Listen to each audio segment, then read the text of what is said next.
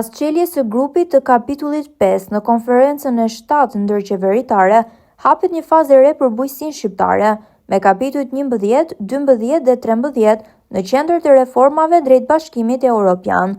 Kryeministri Edi Rama ndodhet në aktivitetin me fermerët në Shqipërinë 2030, ku u prezantuan mekanizmat praktik për përgatitjen hap pas hapi drejt Bashkimit Evropian. Takim këtë herë për një takim pune të organizuar nga Ministria e Bujqësisë me disa nga protagonistët kryesorë të fermës shqiptare për të folur për planin e veprimit dhe për domosdoshmërinë e ndërveprimit mes nesh në mënyrë që bujqësia shqiptare të përballojë sfidën e tregut evropian në kontekstin e Shqipërisë antare Bashkimit Evropian.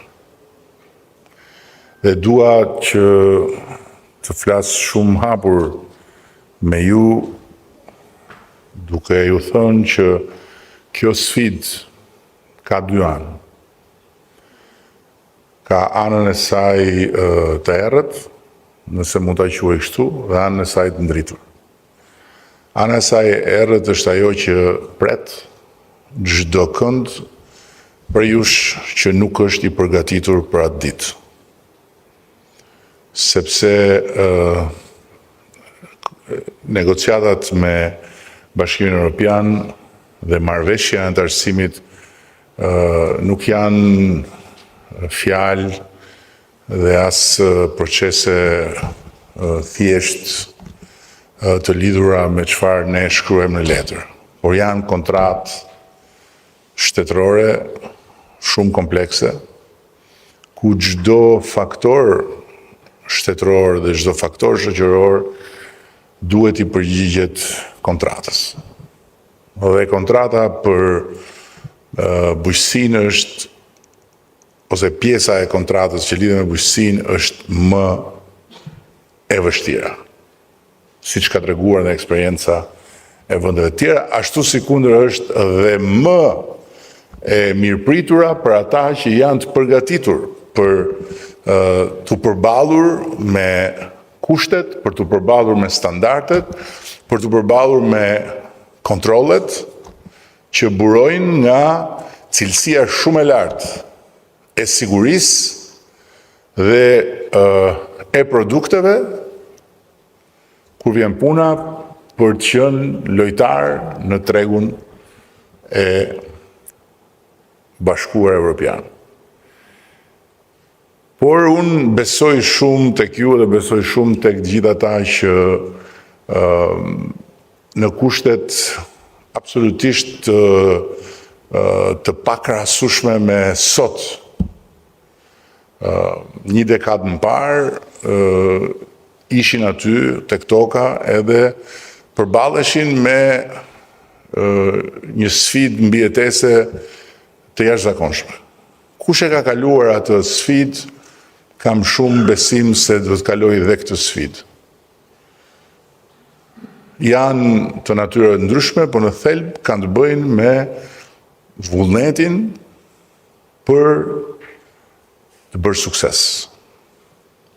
Sepse aso kohë bujqësia shqiptare ishte një sektor i braktisur totalisht.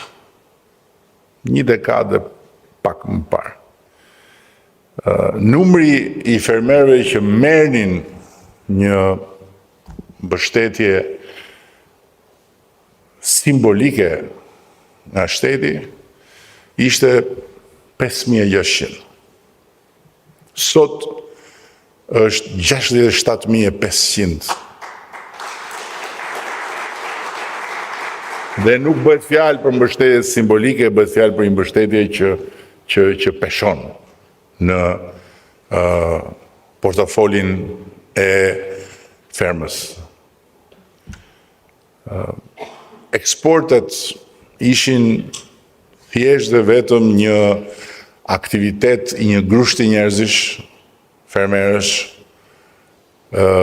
që ja kishin dalë deri aty, dhe deficiti tregtar ishte një katastrofë unikale në rajon, se në Europë s'po hym fare të bëjmë krahasime. Për çdo euro të eksportuar, ne importonim 9 euro në ushqim. Ndërkohë që sot produktet tona shkojnë në 18 vendet botës dhe eksportet kanë kaluar gjysmë miliard euro, e në ndërkohë deficiti nga 1,9 është ulur në 1,3 dhe përpjekja jonë do të jetë që të shkojmë drejt 1,2-shit.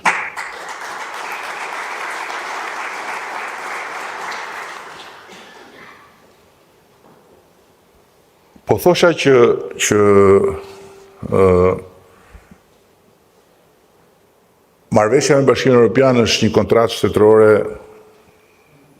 e të gjithë faktorëve dhe për të gjithë faktorët institucional dhe shoqëror, për të gjitha grupet e interesit. Dhe për fermerët është një kontratë që kërkon